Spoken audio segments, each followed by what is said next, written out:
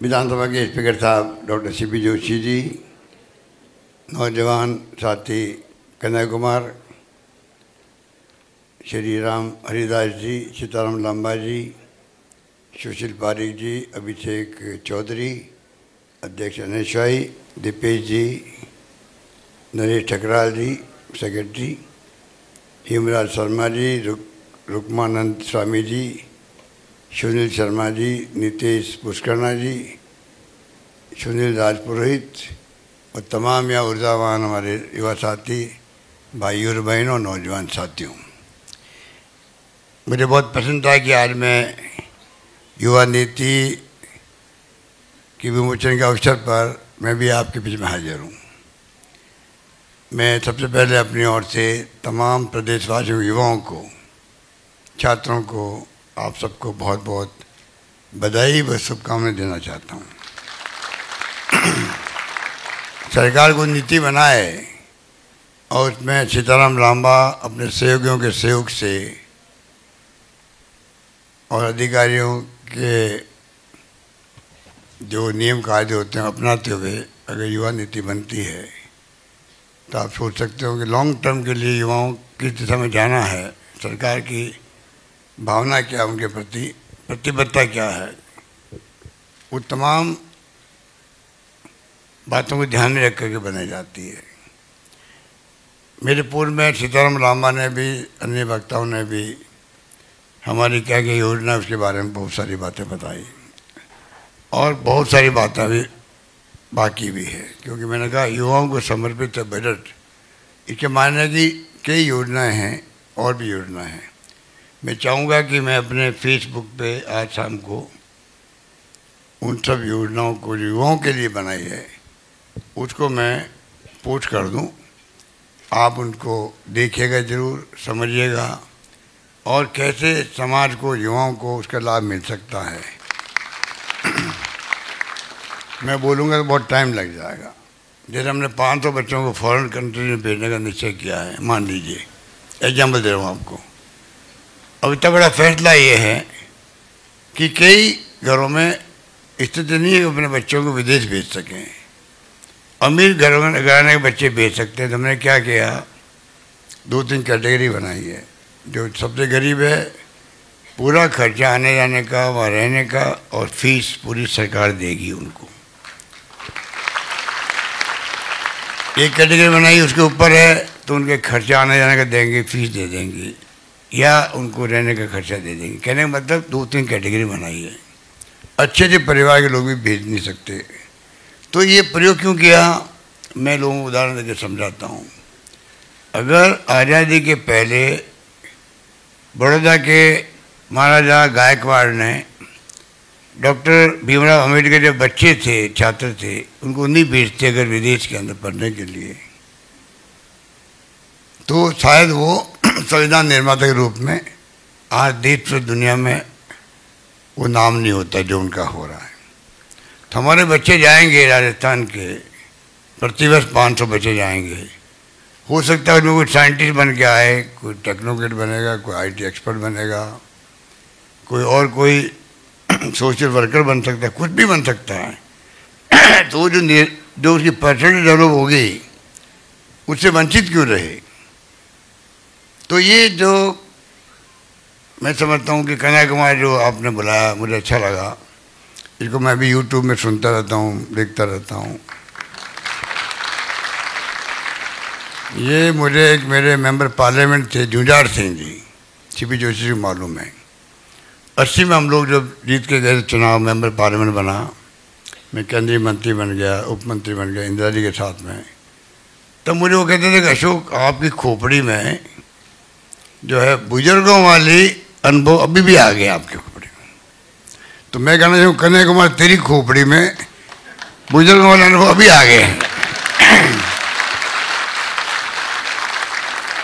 जब तुम बोलते हो तो लगता नहीं कि तुम नौजवान की तरह खाली बोलते हो, सारे अनुभव समेट करके भगवान ने तेरे को गॉड गिफ्ट दी है, वो तो देश के नौजवानों को दे रहा है। इसलिए आपको बधाई देना चाहता हूँ मैं आपको। हम बहुत सटीक बात करता है, जो आज के वक्त में आवश्यकता भी है। आज के वक्त में बातें करें थी कम है, आज हालात सबसे गंभीर है देश के अंदर। ये कह रहा था कि मैं अभी राजनीतिक भारत नहीं समझता, सरकारी प्रोग्राम है। ये तमाम नियम कायदे मोदी जी तोड़ चुके हैं। आप देख सकते थे बाहर में कोई दिक्कत नहीं थी, जब मोदी जी ने तोड़ दिए खुद ने। हम बैठे उनके साथ में वीसी में बैठता हूँ मैं खुद मोदी जी के साथ में, और वो हमारे खिलाफ भी बोलते हैं, विपक्षी पार्टियों के खिलाफ बोलते हैं, सरकारी प्रोग्राम है। तो मेरे मोदी जी बोल सकते हैं, कन्या कुमार तुम क्यों नहीं बोल सकते हो, बताओ तुम। अगली बार ध्यान रखना, हमारे प्रोग्राम में राजस्थान में आओ तो मैं पूरी खुली छूट है बोलने की, जो मर जाए बोलो। अब दूसरी बात मैं कहना चाहूँगा, 2030 हमने एक विजन बनाया है। अब मैं मेरा स्पीच जो है वो स्कीमों में नहीं जाना चाहता। अभी शिवी जोशी ने कहा आपको 18 साल का मतदान दे दिया, राजीव गांधी ने, सब क्रांतिकारी कदम उठाए कांग्रेस ने। अगर देश में कोई क्रांति की है आज़ादी के पहले, अहिंसक क्रांति के माध्यम से गांधी जी ने मुल्क को आज़ाद करवा दिया, अहिंसक हथियार लेकर के।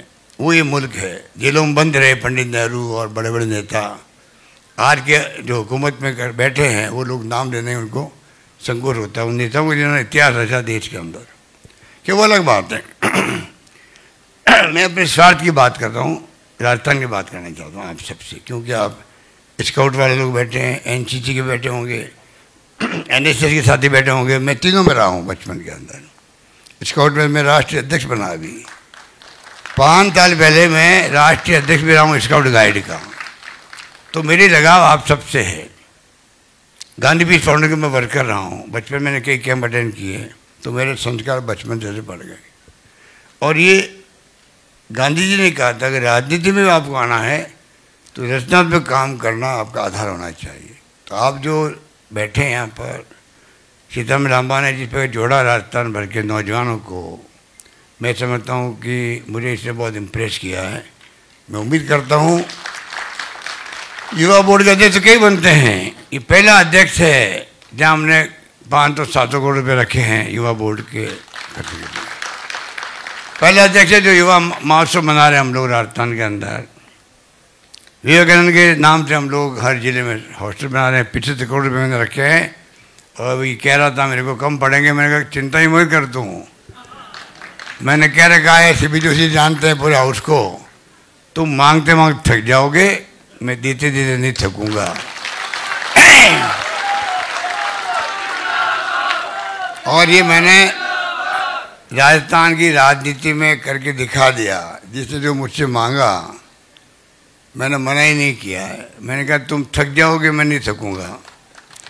अब वो अलग बात है, विपक्ष के लोगों ने मांगा नहीं मुझसे या कम मांगा, और मैं क्या करूं। मुझसे मांगते मैं मना करता तो वो दोषी मुझे ठहराते। तो लंबी बात है। मैं अब जो पॉइंट बनाना चाहता हूँ, जो मेरा उस पर मेरा इंटरेस्ट हो गया, क्योंकि जब आपके साथी ने जब भूमिका बांधी इसकी, दीपेश ने, जब दीपेश ने भूमिका बांधी है कि ये जो नीति बनी किस प्रकार से बनी, दीपेश ने बांधी ना। अब दीपेश मैं तुम्हें कहना चाहूँगा कि 2030 का जो हमने विजन रखा राजस्थान के लिए, वो विजन जो है उसमें हम इन्वॉल्वमेंट करना चाहते हैं नौजवानों का भी, राजस्थान के प्रदेशवासियों का भी, इंटेलेक्चुअल का भी, हर क्षेत्र के लोग, डॉक्टर हो, इंजीनियर हो, साइंटिस्ट हो, जो भी हैं। हमारा प्रदेश 2030 के अंदर क्या किस स्थिति में पहुंचे, ये विजन होना चाहिए हमारा भी। आज राजस्थान की पहले रेगिस्तान है, अकाल सूखे पड़ते रहते हैं, और शिक्षा में पिछड़े हुए हम लोग थे, स्वास्थ्य सेवा में पिछड़े हुए थे, सब योजना में पिछड़े हुए थे, सड़कों में पिछड़े हुए थे हम लोग। आज हम कहने स्थिति में सारी प्रीमियम संस्थाएं राजस्थान में आ चुकी है। IIT, IIM, IIT, law university, NIFT, कृषि यूनिवर्सिटियाँ, सब कुछ हो गया शिक्षा के क्षेत्र में। यहाँ पर हेल्थ में नंबर 1 बन गए देश में। 25 लाख का बीमा हिंदुस्तान में, दुनिया में कहीं नहीं है। फ्री इलाज हो रहा 25 लाख का लोगों को। और राइट टू हेल्थ एक्ट बना दिया। अभी जो कन्या कह रहा था कि राजस्थान कई मामले में नंबर 1 है, तो राइट टू हेल्थ में नंबर 1 है हम लोग। अभी मैंने एक और एक्ट बनाया, right to minimum income guaranteed बनाया, वो भी राजस्थान में एकमात्र राजस्थान है जहाँ इसे बनाया। कहने का मतलब कई मामलों में राजस्थान वास्तव में उसने ठीक कहा। पंडित नेहरू आए थे 59 के अंदर, पंचायत राज की जो स्थापना है पूरे देश की, उसकी नींव भी उन्होंने नागौर से रखी थी।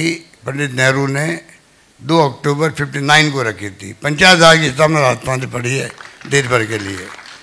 तो मैं जो आपके पॉइंट पे वापस आता हूँ, मैं चाहता हूँ 2030 का जो विज़न है उस पर मुझे अच्छा लगा जब वो बोल रहे थे दीपेश जी कि भाई किस प्रकार आपने सबको जोड़ा है। मैं चाहूँगा आप हमारी हेल्प करें, क्योंकि हमने कोशिश करी है। बजट पेश करते हैं, प्री बजट मीटिंग होती है हमारी, ट्रेड से, कॉमर्स से, एक्टिविस्ट से, एनजीओ से, लेबर यूनियन से होती है, सबसे होती है, युवाओं से होती है। परंतु आपने जो युवा नीति बनाई है, ये जो वर्ग आपका है, इनको मैं चाहूँगा कि हम आपको इन्वॉल्व करें उसके अंदर, लांबा साहब को इन्वॉल्व करें।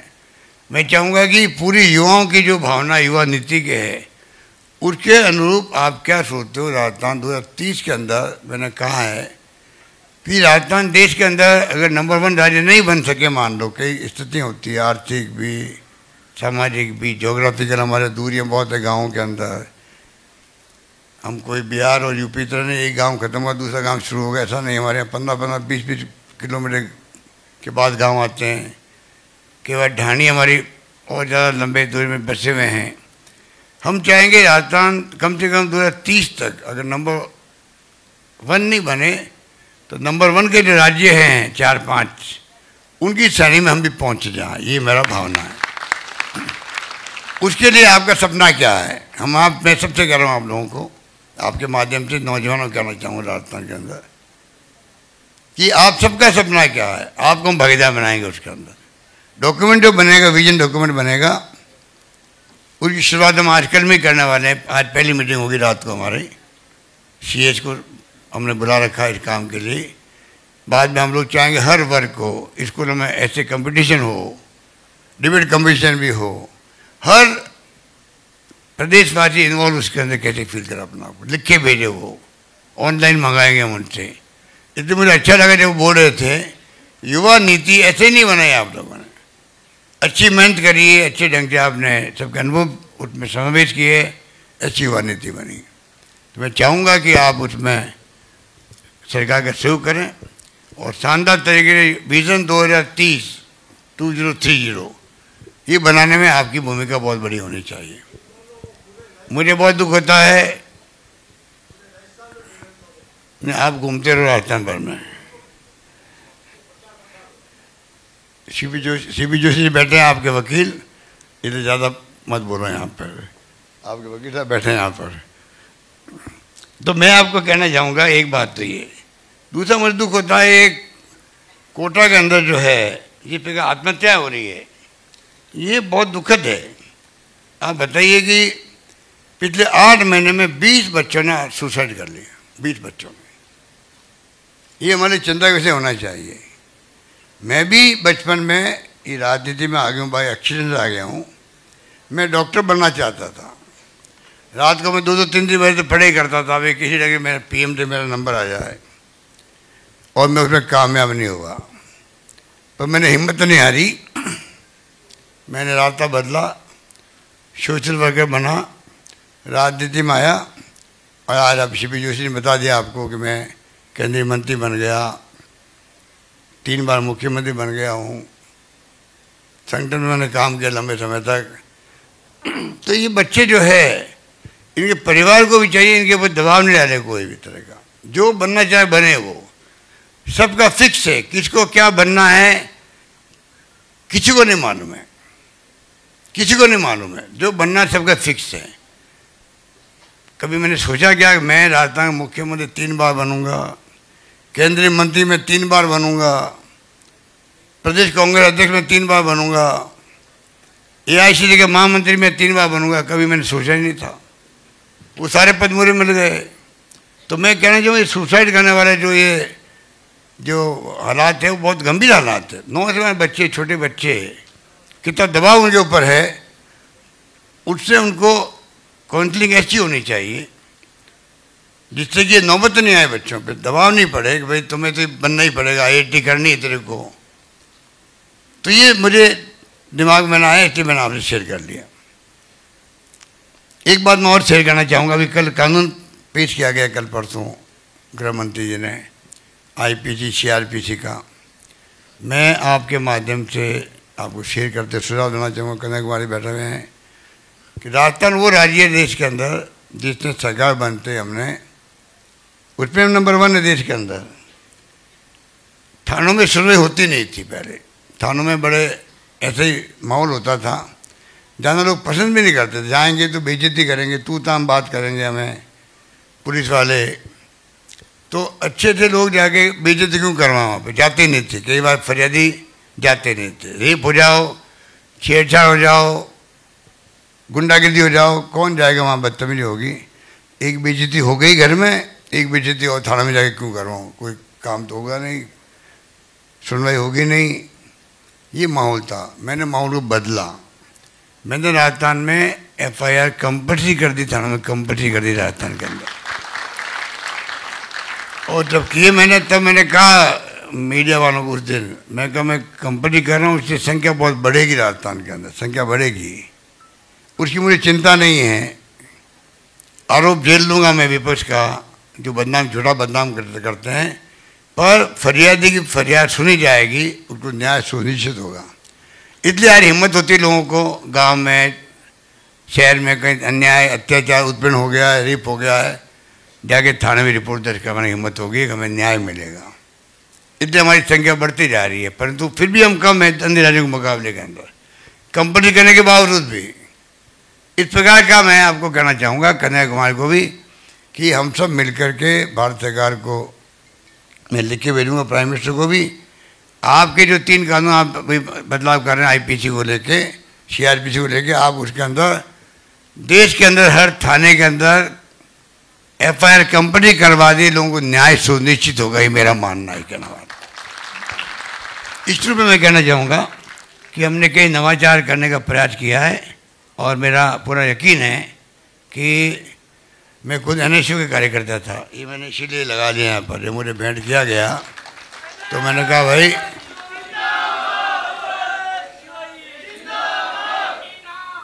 मेरा राजनीतिक सफर NSU से शुरू हुआ है। NSU का प्रथम अध्यक्ष राजस्थान का मैं ही था। अभी हमारा साथी बैठा हुआ है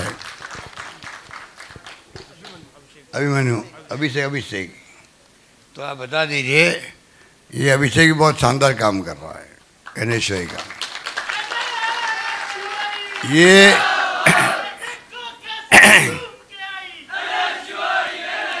ये अभिषेक चौधरी जिस पोस्ट पे मैं बैठा हुआ था, उस पोस्ट पे बैठा हुआ आज ही है।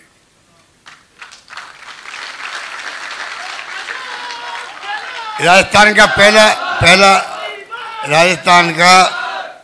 पहला अध्यक्ष मैं ही था। जब NSU बनी थी, पहला अध्यक्ष मैं बना, और वहीं से हमारी शुरुआत हुई है। तो कहने का मतलब ये है कि हमने लंबा सफ़र तय करते करते यहाँ तक पहुँचे हैं, और आगे भी जो है कोई भी कमी रखेंगे नहीं। जो आपको अभी मेरे पूर्व वक्ताओं ने बातें कही है, हम उस दिशा में आगे बढ़ रहे हैं। और युवाओं को मैं पेश किया, बजट में कई तरह की स्कीम लागू करी है, अनुपति योजना, कोचिंग के लिए भी तो हमने उसको शुरुआत कर दी है।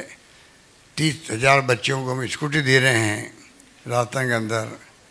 तो कई नवाचार किए हम लोगों ने, उनका आपको मैं समझता हूँ कि मैं प्रयास करूँगा आज शाम तक या कल तक उनको मैं पोस्ट कर दूँ, जिससे कि आपको उसका लाभ मिल सके।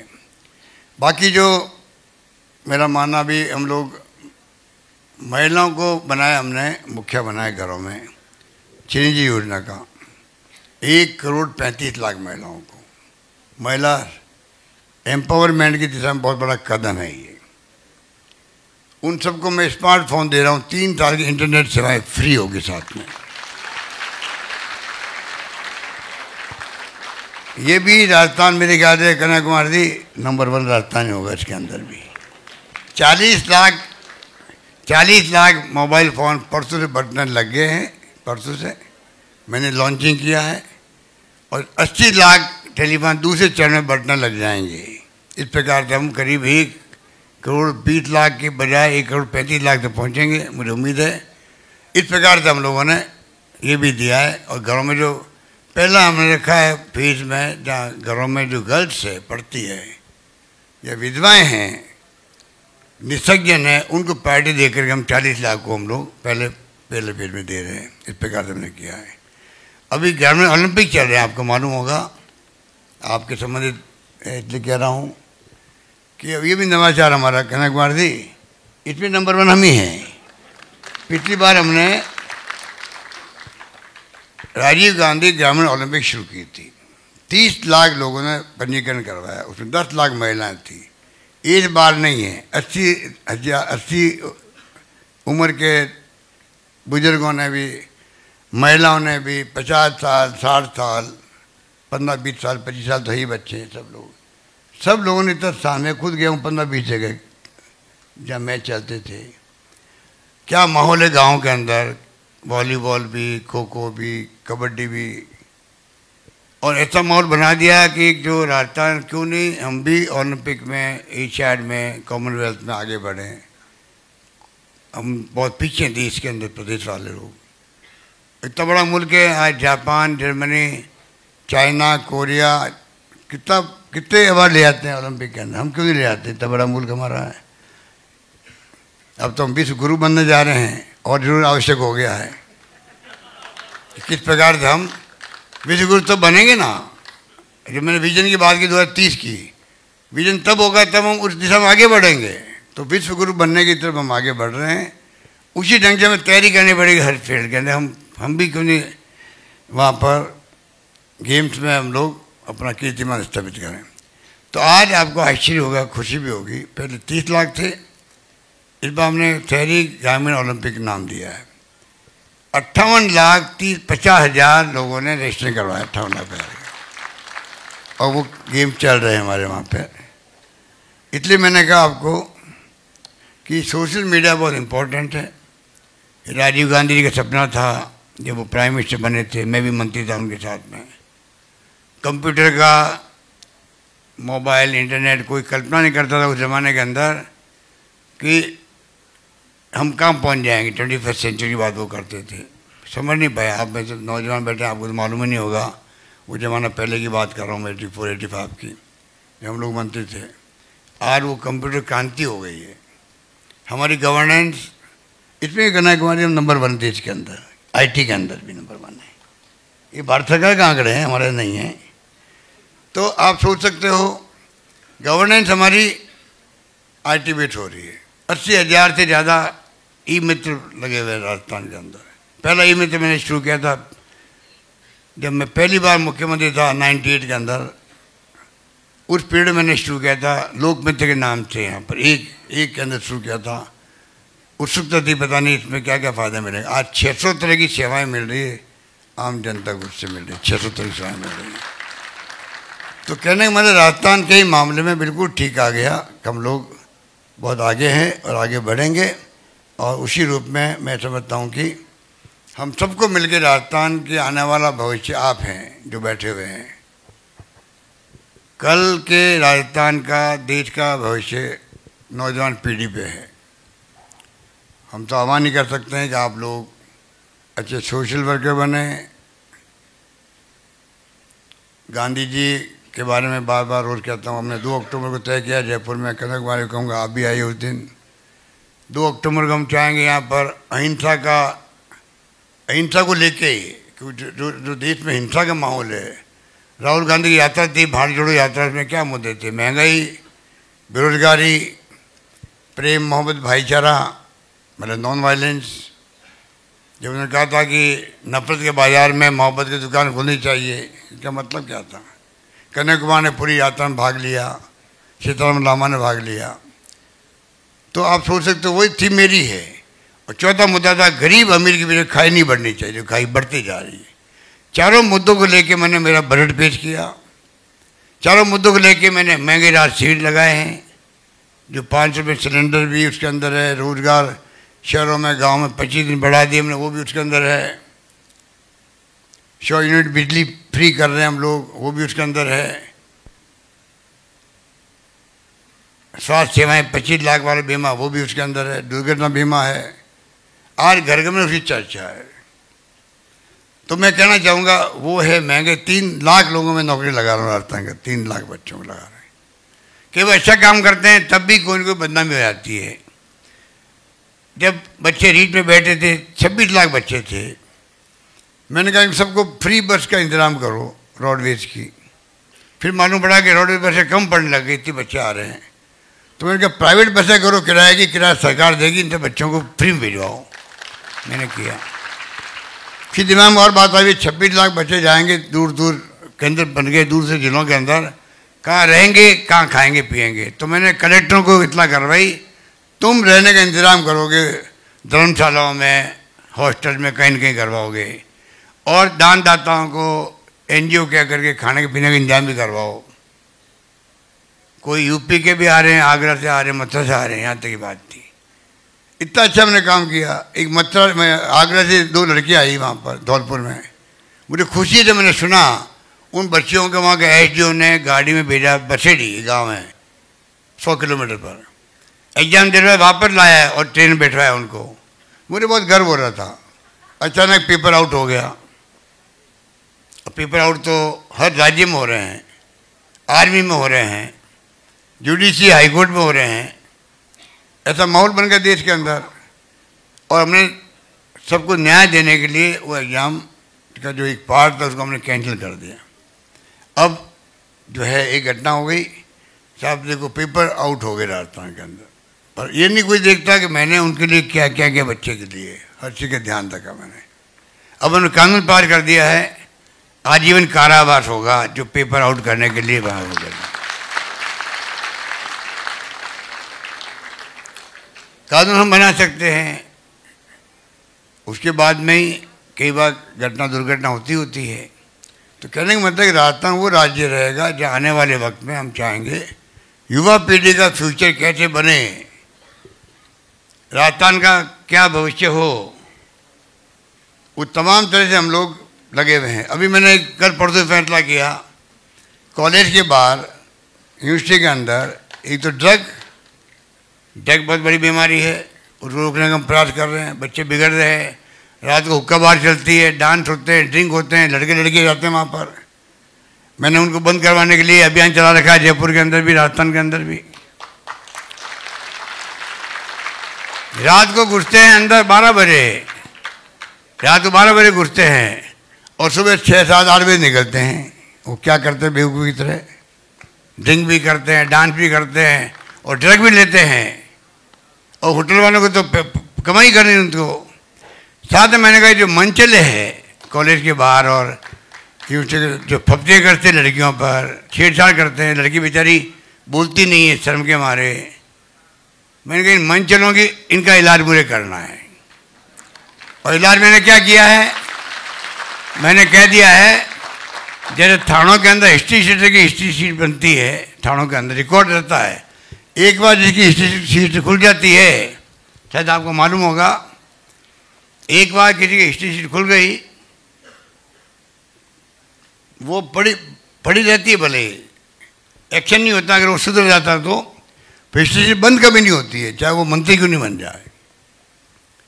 तो मैंने कहा मंचलों का भी एक हिस्ट्री शीट की तरह एक कॉलम बना दो थानों के अंदर, और थानों में फोटो लगती है हिस्ट्री शीटर की, थानों के अंदर हिस्ट्री शीटर की फोटो लगती है एक बोर्ड पर।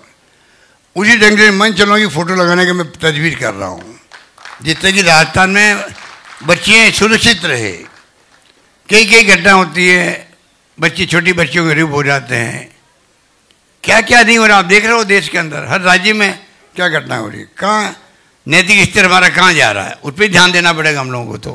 तो राजस्थान सरकार ने जो कदम उठाए हैं युवा नीति के माध्यम से, मैं समझता हूँ कि इसके आने वाले वक्त के अंदर इसका जो मैसेज होगा युवाओं के अंदर, वो आप सबको उसको स्टडी करनी चाहिए, देखना चाहिए। और जैसे मैंने कहा 2030 जो हमारा विज़न है, उस पर राजस्थान के नौजवान, छात्र, युवा सब भागीदार निभाएं। ही बात कहता मैं अपनी बात समाप्त करता हूँ। धन्यवाद। जय हिंद। धन्यवाद।